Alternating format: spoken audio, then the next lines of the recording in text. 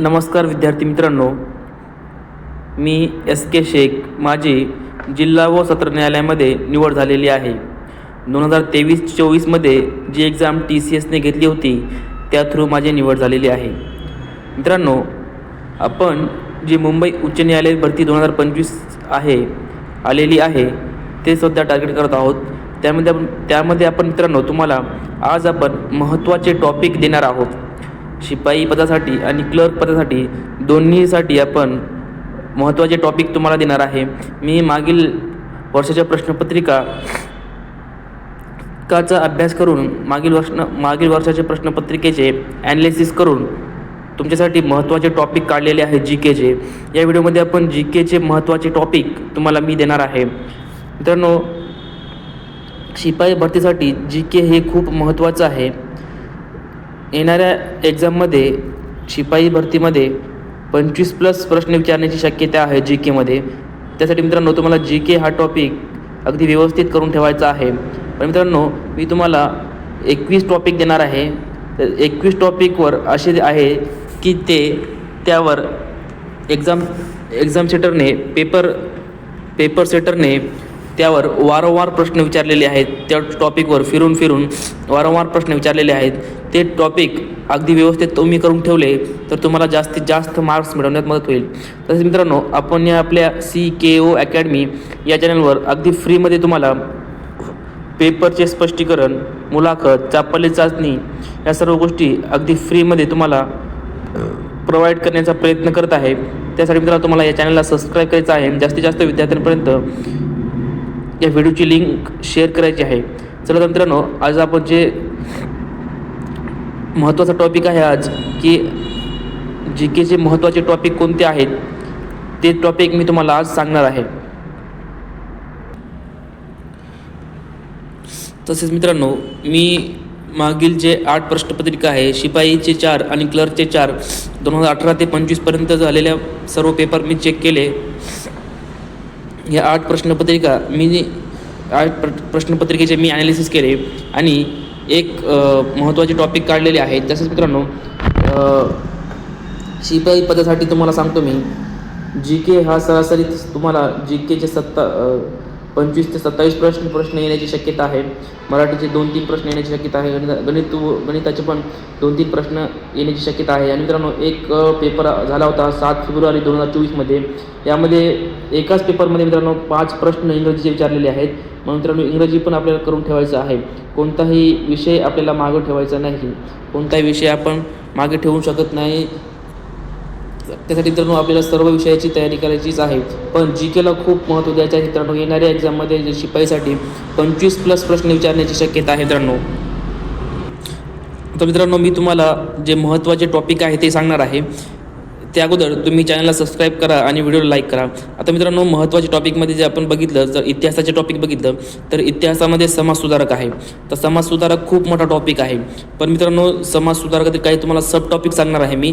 ते सब टॉपिक अगोदर करून नंतर पूर्ण समाजसुधारक तुम्ही करू शकता. सर्वात प्रथम समाजसुधारकामध्ये त्यांनी स्थापन केलेले समाज, तसेच समाजसुधारकांनी स्थापन केलेले समाज, तसेच समाजसुधारकांनी केलेल्या चळवळी त्यांच्या कालावधीमध्ये त्या तुम्हाला व्यवस्थित करून ठेवायचं आहे. जसे की डॉक्टर बाबासाहेब आंबेडकर यांनी कोणता सत्याग्रह केला, चौदार तड्याचा सत्याग्रह केला. असे त्यांचे जे काही सत्याग्रह असतील, चळवळी असतील, इतर समाजसुधारकाचे पण तुम्हाला करून ठेवायचे आहेत. तसेच तर मित्रांनो, तुम्हाला काय करायचं आहे, समाजसुधारक हा टॉपिक काढायचा आहे.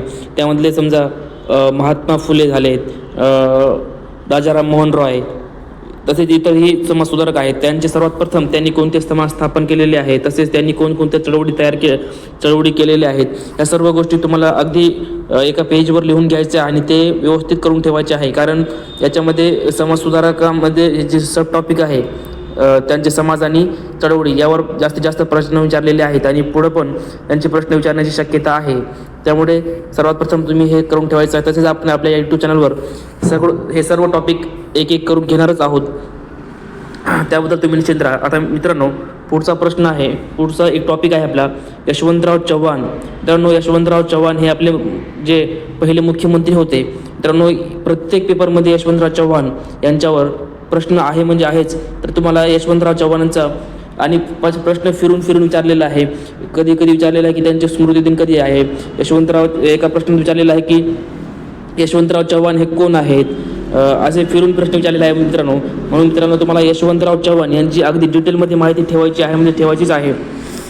आता मित्रांनो, कोणास काय संबोधतात. आता विद्यार्थ्यांच्या मनात प्रश्न आला असेल काही विद्यार्थ्यांच्या मनात की सर हेच टॉपिक काय येणार परत. तुम्ही असं का सांगू शकता की तुम्ही असं का म्हणत आहात की याच टॉपिकवर परत प्रश्न येण्याची शक्यता आहे. तर मित्रांनो, एक्झामची प्रत्येक एक्झामची काहीतरी डिमांड असते. ती डिमांड ओळखून आपण जर अभ्यास केला तर मित्रांनो आपल्याला जास्त मार्क्स मिळतात. कारण एक्झाम आपली डिमांड चेंज करत नाही सहजासहजी. त्यांना जे हवं आहे ते प्रश्न विचारत असते मित्रांनो. कारण बघा, तुम्हाला उदाहरणार्थ सांगतो, क्लर्कसाठी कम्प्युटर सेक्शन आहे म्हणजे कम्प्युटरवर तुम्हाला प्रश्न विचारलेले आहेत. शिपायाला ते प्रश्न जास्त विचारलेले नाही आहेत. काही लॉंग फॉर्म वगैरे विचारलेले आहेत ते त्याबद्दल नाही. मला म्हणायचं काय आहे की कम्प्युटरचे प्रश्न क्लर्कसाठी का विचारले त्यांनी. कारण क्लर्क झाल्यानंतर क्लर्कला कम्प्युटरवर बसून काम करायचं आहे म्हणजे कम्प्युटर त्यांच्या हातामध्ये असणार आहे. तर यासाठी क्लर्कची नॉलेज असला पाहिजे कम्प्युटरचा. म्हणजे असे हे क्लर्कसाठी एक्झामिनरची डिमांड आहे की क्लर्कला कम्प्युटरबद्दल माहिती असलं पाहिजे. अशाच पद्धतीने मित्रांनो आपल्याला महाराष्ट्राचा भूगोल का विचारलेला आहे. कारण आपण महाराष्ट्रामध्ये आहोत आणि महाराष्ट्राचा इतिहास विचारलेला आहे, महाराष्ट्राचा भूगोल विचारलेला आहे. तर काय विचारलेलं आहे, कारण आपण महाराष्ट्रातील आहोत आणि महाराष्ट्रातील असल्यामुळं ह्या सर्व गोष्टी आपल्याला विचारतात. तसं मित्रांनो काही ठराविक टॉपिक असतात. जसं ते ठराविक टॉपिक अगदी व्यवस्थित आपण करून ठेवलं तर आपल्याला जास्तीत जास्त मार्क्स मिळतात. आता पुढचं बघूया मित्रांनो, कोणास काय संबोधतात. दुसरा टॉपिक आहे आपला, कोणास काय संबोधतात म्हणजे किंवा उपाधी देतात. बघा एखादे जसं की लोकहितवादी कोण आहेत, लोहपुरुष कोणाला म्हणून ओळखतात, लोकहितवादी कोणाला म्हणतात, असे काही असतात मित्रांनो. इतरही तुम्ही करून ठेवायचे आहेत. इतर समाज सुधारकाचे सुद्धा तुम्हाला हे व्यवस्थित करून ठेवायचं आहे. मी तुम्हाला एक आयडिया देत आहे, उदाहरण दिले आहे फक्त, बाकीचे पण तुम्ही शोधून ठेवा. तसेच जन्म व स्मृती दिन करून ठेवायचे आहेत. जन्म व स्मृती दिन विचारलेले आहेत तर ते तुम्हाला व्यवस्थित करून ठेवायचे. शिवाजी महाराजांचा जन्म, त्यांचे स्मृती दिन, संत गाडगेबाबांचा जन्म कधी झाला, जे मध्ययुगीन संत आहेत त्यांचे जन्म व मृत्यू दिन करून ठेवायचे आहे. यावर वारंवार प्रश्न विचारलेले आहेत. मित्रांनो तुम्हाला जर माझा विश्वास बसत नसेल तर एकदा पेपर उघडून पहा, एकदा मागील प्रश्नपत्रिका चाळून पहा. त्यामध्ये तुम्हाला हेच टॉपिक मी जे सांगितलेले आहे ते वारंवार प्रश्न तुम्हाला दिसतील. त्याच्यावरच प्रश्न दिसतील मित्रांनो. हे खूप महत्त्वाचं आहे मित्रांनो. आणि तुम्हाला जर पोस्ट मिळवायची असेल तर ह्या गोष्टीवर लक्ष द्यावंच लागते. जो एक्झाम पास होतो किंवा ज्याचं सिलेक्शन होते तो विद्यार्थी अशा पद्धतीने अभ्यास करतो तरच तो पास होतो मित्रांनो. ह्या गोष्टी व्यवस्थित समजून घ्या. आणि तुम्हाला स्टेट बोर्ड करायचं आहे म्हणजे करायचंच आहे. स्टेट बोर्डमध्ये जास्तीत तसे प्रश्न स्टेट बोर्डमधले जास्तीत तसे प्रश्न तुम्हाला विचारलेले आहेत. त्यासाठी मित्रांनो तुम्हाला स्टेट बोर्ड करायचंच आहे. जवळजवळ 7 ते 8 प्रश्न, कधी 10 पण प्रश्न मित्रांनो स्टेट बोर्डमधून उचललेले आहेत. तर तुम्ही जर स्टेट बोर्डला निग्लेक्ट केलं, स्टेट बोर्ड वाचले नाही तर तुम्हाला ते मार्क्स मिळू शकणार नाही. स्टेट बोर्डमध्ये कसं वाचायचं तर ते जो टॉपिक दिलेला असतो, धडा दिलेला असतो, पाठ दिलेला असतो, त्यामागील काही प्रश्न असतात बघा, ते रिकामी जागा वगैरे एका वाक्यात ते व्यवस्थित करून ठेवा. त्यांना डायरेक्ट तिथून प्रश्न उचलायला सोपं असते मित्रांनो. डायरेक्ट फ्रेम झालेला प्रश्न असतो. तसेच चार्ट असतात बघा, चार्ट व्यवस्थित करून ठेवायचे, रंगीबिरंगी चार्ट असतात. हे सर्व व्यवस्थित गोष्टी करून ठेवायचे मित्रांनो. आता मित्रांनो हे झाले आपले इतिहासाचे टॉपिक. आता आपण बाकीचे टॉपिक बघूया मित्रांनो. आता मित्रांनो भूगोल या विषयाचे महत्त्वाचे टॉपिक मी तुम्हाला सांगणार आहे. धरणे मित्रांनो, धरणे हे टॉपिक खूप महत्त्वाचं आहे. वारंवार प्रश्न परीक्षेमध्ये वेगवेगळे धरणे विचारलेले आहेत. जसे की राधानगरी हे धरण कुठे आहे, तसेच इतरही धरण विचारलेले आहे मित्रांनो. त्यामुळे मित्रांनो तुम्हाला व्यवस्थित धरणे हे टॉपिक व्यवस्थित करून ठेवायचं म्हणजे आहेच. करून ठेवा अगदी व्यवस्थित धरणे टॉपिक. कोणत्याही पुस्तकातून तुम्हाला हे टॉपिक मिळून जाईल मित्रांनो. तसेच दुसरं टॉपिक आहे आपल्याला महाराष्ट्राची भौगोलिक माहिती पाहिजे तुम्हाला, की आपल्या महाराष्ट्राला कोणकोणत्या राज्याच्या सीमा लागलेल्या आहेत, आपल्या महाराष्ट्राची लांबी किती आहे, पूर्व पश्चिम लांबी किती आहे, उत्तर दक्षिण लांबी किती आहे, महाराष्ट्राचे क्षेत्रफळ किती आहे, तसेच महाराष्ट्राला किती किलोमीटरना सागरी किनारा लाभलेला आहे. ह्या सर्व गोष्टी मित्रांनो महाराष्ट्राची भौगोलिक माहिती तुम्हाला माहिती पाहिजे. तसेच मित्रांनो अभयारण्य पण विचारलेले आहेत. अभयारण्य पण व्यवस्थित तुम्हाला करून ठेवायचे आहे मित्रांनो. ह्याच टॉपिकवर वारंवार फिरून फिरून प्रश्न विचारलेले आहेत मित्रांनो. तुम्ही मागील प्रश्नपत्रिका चाळा, तुम्हाला हे लक्षात येईल. आणि नद्या व उपनद्या संगम विचारलेले आहे मित्रांनो. नद्या, एखादी नदी असेल त्याची उपनदी विचारली, किंवा कोणत्या नदीवर कोणत्या संगमावर कोणतं गाव वसलेलं आहे, ह्या सर्व गोष्टी तुम्हाला करून ठेवायच्या आहे मित्रांनो. आता पुढं आपण बघूया. आता मित्रांनो, राज्यशास्त्र, नागरिकशास्त्र जो पुस्तक आहे त्यातून तुम्हाला हे टॉपिक करायचे आहेत. राज्यघटनेची निर्मिती. आता राज्यघटनेची निर्मिती यावर प्रत्येक पेपरमध्ये ते एक दोन प्रश्न विचारलेले आहेत मित्रांनो. एक प्रश्न होता, संसदेमध्ये पुढीलपैकी कोणाचा समावेश होत नाही, जसे राज्यसभा, लोकसभा, सर्वोच्च न्यायालय, राष्ट्रपती. तर असे प्रश्न आहे मित्रांनो विचारलेले आहेत. तुम्हाला अगदी व्यवस्थित करून ठेवायचं आहे टॉपिक. तसेच संविधान सभेचे अध्यक्ष कोण होते, राज्यघटनेचे अध्यक्ष कोण होते, इत्यादी गोष्टी तुम्हाला या टॉपिकमध्ये पाहायला मिळतील. ह्या सर्व गोष्टी तुम्हाला अगदी व्यवस्थित करून ठेवायच्या आहे मित्रांनो. हे तुम्हाला मी सांगत आहे, हे तुम्हाला एक्झाम झाल्यानंतर तुम्ही मला कॉल करून सांगता, सर तुम्ही जे टॉपिक काढून दिले होते त्याच टॉपिकमधून आम्हाला प्रश्न आलेले, आम्ही ते टॉपिक व्यवस्थित करून ठेवले होते. तसेच मी पण घेणार आहे मित्रांनो. आपण या प्रत्येक टॉपिक अगदी व्यवस्थित आपल्या या यूट्यूब चॅनलवर घेणार आहे, त्याबद्दल तुम्ही निश्चित राहा. तसेच मित्रांनो, अधिवेशने पण अधिवेशन म्हणजे काय मित्रांनो, जे काँग्रेसचे अधिवेशन झालेले होते 1885 मध्ये, 28 डिसेंबर 1885 मध्ये काँग्रेसची स्थापना झालेली होती. तसेच सुरतचे अधिवेशन, लाहोरचे अधिवेशन, कोलकाताचे अधिवेशन, असे वेगवेगळे अधिवेशन आहेत, ते पण करून ठेवा. त्यावर परत प्रश्न विचारण्याची शक्यता आहे मित्रांनो. स्टेट बोर्ड तुम्हाला करायचेच आहे. सहावीचं पुस्तक खूप महत्त्वाचं आहे. नागरिकशास्त्र हा पुस्तक करून ठेवायचं तुम्हाला. मला वाटतं 6वीला किंवा 7वीला नागरिकशास्त्र तुम्हाला एक पुस्तक आहे छोटासा, तो व्यवस्थित करून ठेवायचा आहे. त्याच्यामधून जास्तीत जास्त प्रश्न विचारलेले आहेत मित्रांनो. आता मित्रांनो, आपण पुढचा विषय बघूया. आता मित्रांनो, आपल्या चालू घडामोडी म्हणजे करंट अफेअर हा टॉपिक आहे. आता करंट अफेअरमध्ये प्रत्येक प्रत्येक पेपरमध्ये प्रश्न आहे. कोणत्या टॉपिकवर आहे तर क्रीडा या टॉपिकवर 2 प्रश्न फिक्सच आहे मित्रांनो. त्यामध्ये जे क्रीडा आहे म्हणजे तुम्हाला व्यवस्थित करून ठेवायचं आहे. पण त्यामध्ये जे सब टॉपिक आहेत तुम्हाला मी सांगतो. संबंधित व्यक्ती व त्यांचे खेळ, जसे की संबंधित व्यक्ती आणि त्यांचे खेळ आपल्याला करायचे आहे की कोणत्या खेळाशी कोणत्या व्यक्ती संबंधित आहे. जसं की मेजर ध्यानचंद हे कोणत्या खेळाशी संबंधित आहे तर हॉकी संबंधित आहे ते. तसेच महेंद्रसिंग धोनी कशा संबंधित आहे तर क्रिकेटशी संबंधित आहे. विराट कोहली कशी संबंधित आहे, क्रिकेटशी संबंधित आहे. सानिया मिर्झा कशी संबंधित आहे, टेनिसशी संबंधित आहे. तर अशा पद्धतीने मित्रांनो, क्रीडा मध्ये आपल्याला हे सब टॉपिक करून ठेवायचं आहे. संबंधित व्यक्ती व त्यांचे खेळ. तसेच पुरस्कार पण विचारलेले आहे, ते पण व्यवस्थित करून ठेवायचे आहेत. ज्ञानपीठ पुरस्कार महत्त्वाचा, इतर पण करून ठेवा मित्रांनो. पुरस्कार, नियुक्ती म्हणजे राष्ट्रपतीची, उपराष्ट्रपतीची नियुक्ती, सध्याचे उच्च न्यायालयाचे न्यायाधीश कोण आहेत, इत्यादी गोष्टी तुम्हाला करून ठेवायच्या आहे मित्रांनो. उपराष्ट्रपतीवर यावेळेस प्रश्न विचारण्याची शक्यता आहे, कारण आताच नुकतीच आपली उपराष्ट्रपतीची निवडणूक झालेली होती. जे जगदीप धनखड आहे त्यांनी राजीनामा दिला होता. तर त्यांच्याऐवजी आता नवीन आपले उपराष्ट्रपती आलेले आहेत, त्यांनी कार्यभार सांभाळलेला आहे. तर ते तुम्हाला व्यवस्थित करून ठेवायचं आहे. त्याच्यावर प्रश्न विचारण्याची शक्यता आहे. तसेच मित्रांनो, जे महत्त्वाच्या योजना आहेत, योजना पण तुम्हाला करून ठेवायच्या आहेत. ग्रामीण योजना असेल, जे महत्त्वाच्या योजना आहेत ते पण तुम्हाला करून ठेवायच्या आहे. याच्यावर पण प्रश्न विचारलेले आहेत मित्रांनो. आता अर्थशास्त्र जर बघितलं मित्रांनो, तर आरबीआयवर प्रत्येक पेपरमध्ये प्रश्न आहे मित्रांनो. आरबीआयची डिटेल माहिती तुम्हाला काढून ठेवायची आहे. आरबीआयची स्थापना कधी झालेली आहे, वेगवेगळ्या गोष्टी असतात आरबीआयबद्दल, ते सर्व डिटेल माहिती तुम्हाला काढायची आहे. आणि ते एकदम आपल्या शॉर्ट नोट्समध्ये तुम्हाला ते व्यवस्थित देऊन घ्यायचे आहे. हे सर्व टॉपिक आपण अगदी व्यवस्थित घेणारच आहोत, त्याबद्दल तुम्ही निश्चित राहा. पण मित्रांनो, हे टॉपिक तुम्हाला वारंवार हेच टॉपिक अगोदर करून ठेवायचे आहेत. आणि स्टेट बोर्ड तुम्हाला वाचायचेच आहे. तुम्हाला जर शिपाई हे पद मिळवायचे असेल, आणि मित्रांनो हे फक्त शिपाईसाठी नाही तर मी क्लर्क आणि शिपाई दोन्हीचे प्रश्नपत्रिकाचे ॲनालिसिस करून हे टॉपिक मी तुम्हाला दिलेलं आहे. म्हणजे हे टॉपिक क्लर्कला पण महत्त्वाचे आहे, शिपाईला पण महत्त्वाचे आहे.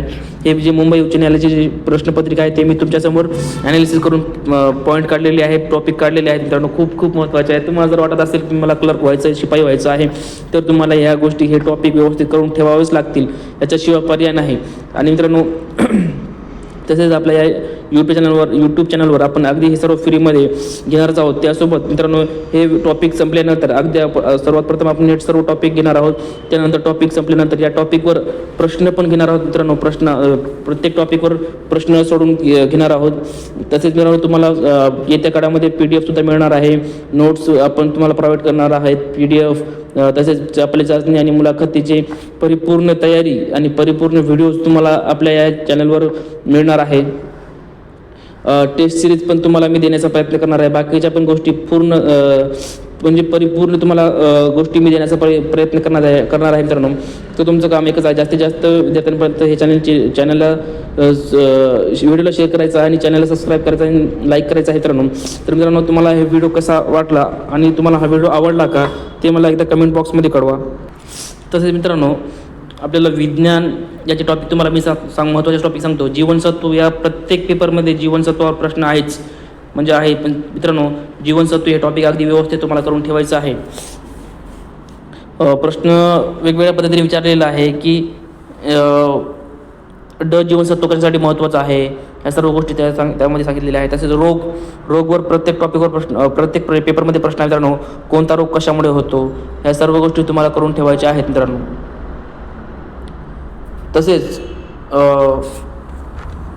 एक प्रश्न होता, खालीलपैकी कोणता रोग पाण्याद्वारे पसरत नाही किंवा पसरत नाही, किंवा एक प्रश्न अशा पद्धतीने मित्रांनो प्रश्न आहे म्हणजे कोणता रोग कशामुळे होतो, पाण्यामुळे होणारे रोग, हवेमुळे होणारे रोग, ह्या सर्व गोष्टी अगदी डिटेलमध्ये व्यवस्थित करून ठेवा मित्रांनो. आता पुढचा धातू या टॉपिकवर पण प्रश्न विचारलेले आहेत. विजेच्या बल्बमध्ये कोणता धातू वापरतात, तर हे तुम्हाला हे प्रश्न 3 वेळा प्रश्न रिपीट झालेला आहे मित्रांनो.